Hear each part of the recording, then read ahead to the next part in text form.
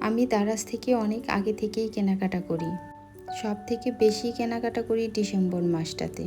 অনেকেরই দারাজকে নিয়ে অনেক অবজেকশন থাকে, তবে আমি দারাজ থেকে কিনে কখনো ঠকিনি। একটা বার ধরা খেয়েছিলাম, তবে সেটা আমারই দোষ ছিল। আমি পণ্যের কোনো বিবরণ দেখিনি এবং হুট করেই কিনে ফেলেছিলাম। আচ্ছা, যাই হোক, দারাজ থেকে যখনই কেনাকাটা করবেন কখনো রিভিউ না দেখে কেনাকাটা করবেন না। কাঠের বল, বাটি এগুলো খুবই পছন্দ, কিন্তু তুলনামূলক দাম বেশি পড়ে যায়। কাঠের এরকম ছোট বড় বল একটু কম রেটে কোথায় পাওয়া যায়, যদি আপনাদের জানা থাকে তাহলে কমেন্ট বক্সে একটু জানাতে পারেন আমাকে। আর এরপর আমি যে বক্সটি আনবক্সিং করব সেটা হচ্ছে কাচের জগ। এই জগটা অনেক দিন ধরেই আমার পছন্দের তালিকায় ছিল।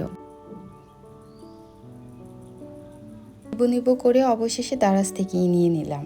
দারাজ থেকে এটা প্রাইস পড়েছে 900 টাকা। অন্যান্য পেজে কেমন সেটা জানাবেন।